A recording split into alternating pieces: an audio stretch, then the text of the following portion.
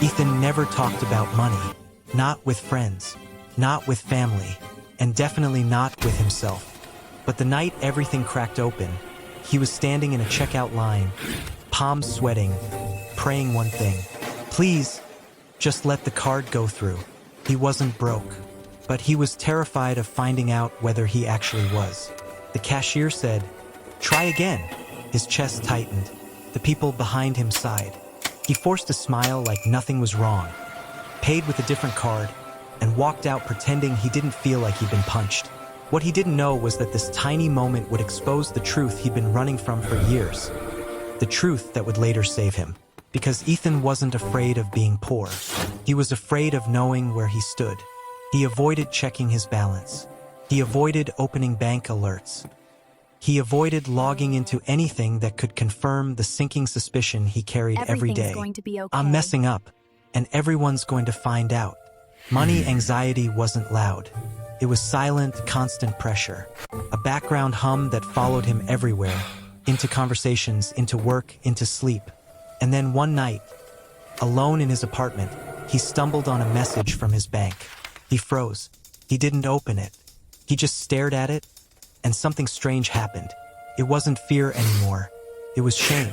A deep, uncomfortable shame he had never felt that strongly before. This was the moment that changed everything. Not because the message said anything dramatic, but because of what he imagined it might say. And that is where Ethan's story takes a turn most people never talk about. The kind of turn that forces you to confront something far scarier than being broke, being financially lost, and pretending you're not. And the next thing he did, the choice he made while sitting on the edge of his bed, became the first step in rewiring his relationship with money forever. Ethan thought he could outrun the feeling, the tightness in his chest, the way his phone screen burned through his confidence every time a bank alert popped up, the silent panic he swallowed each time someone casually said, "Bro, you're doing well now, right?" He nodded every time. He laughed it off every time. And every time, it carved a deeper hole inside him. But the worst part wasn't the money. It was the performance. He had become an actor in his own life, holding up this polished version of himself that didn't match reality. That mismatch created a constant background noise, anxiety humming beneath every decision he made. He avoided opening bank statements. He ghosted friends to dodge brunch invites. He rehearsed fake excuses when bills were due. He lived in constant anticipation of embarrassment. And here's the sick twist about financial shame. It doesn't just make you scared of your money. It makes you scared of yourself. Every time Ethan ignored his finances, the shame grew. Every time he pretended he was okay, the anxiety thickened. Every time he told himself, "I'll fix it later," the consequences got heavier. But then came the moment everything tipped. His card didn't decline. His account didn't overdraft. Nothing embarrassing happened. Instead, something worse did. He got invited to speak at a small event where people looked up to him.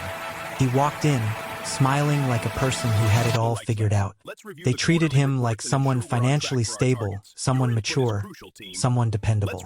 And standing in front of that room, he felt something snap. They were praising a man who didn't exist. Ethan left early. Ethan didn't sleep that night. He lay in the dark, staring at the ceiling, replaying the scene in the cafe, the shaking hands, the quiet confession. The way he tried to smile through fear he didn't want anyone to notice. It wasn't the debt alone that broke him. It was the shame wrapped around it. For years, he had pretended everything was fine. Joking with friends, posting normal life updates, showing up to work like he wasn't drowning inside. He thought if he stayed silent long enough, he could outrun the truth.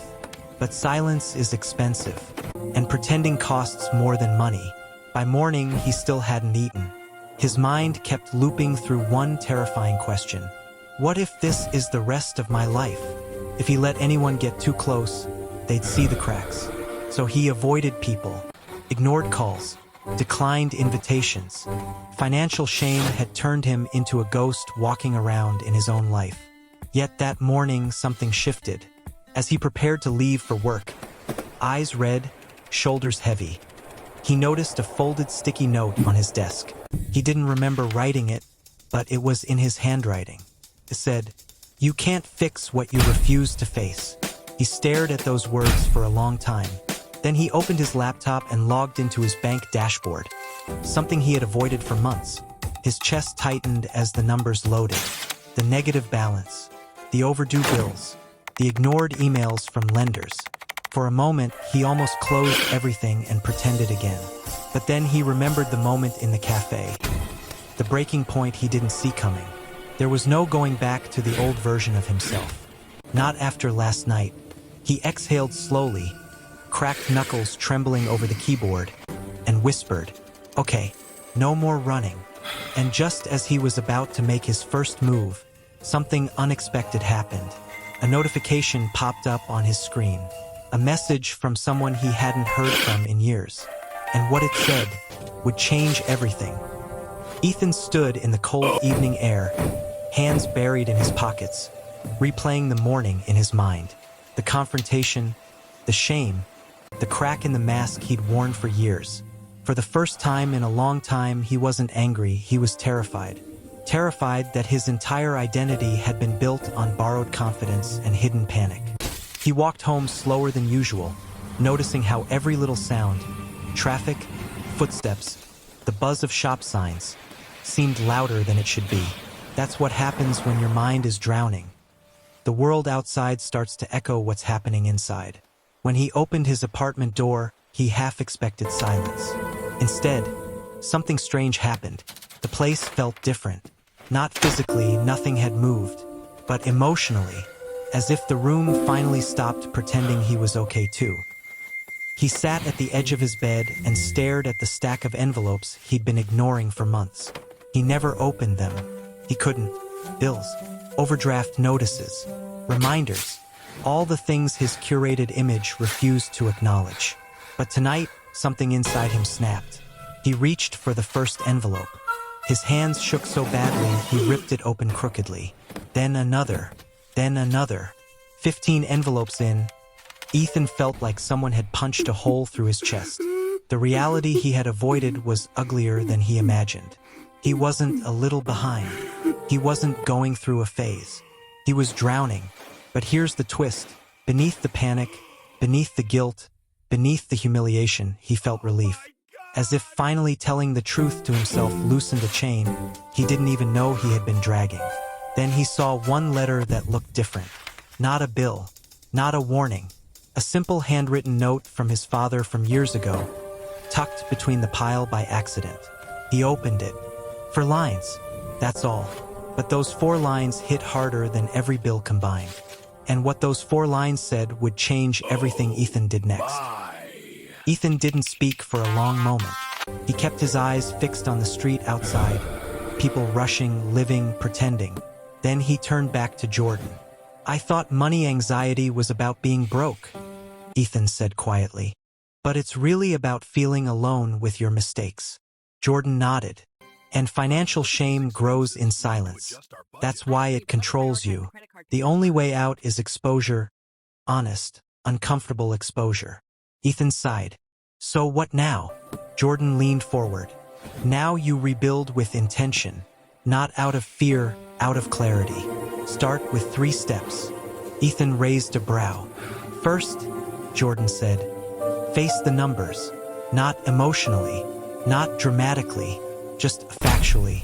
List every bill, every debt, every recurring cost. That alone will cut your anxiety in half, because the monster is smaller when it stands in the light." Ethan nodded slowly. "Second," Jordan continued, "remove shame from the process. Shame makes you hide. Hiding makes your money worse. And when your money gets worse, shame grows stronger. Break the cycle." "And the third?" Ethan asked. Jordan smiled. "Build systems that protect you from you. A savings automation, a spending cap, a weekly reset ritual. Systems don't judge you. They support you." Ethan exhaled, like he'd been holding that breath for years. "So you're saying, I don't need to be fearless.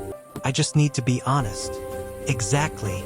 For the first time that night, Ethan allowed himself a small smile. Not because life had magically changed, but because the weight he'd been dragging alone finally had a name, a shape, and a path out. And when a burden becomes understandable, it becomes survivable. And once it's survivable, it becomes fixable.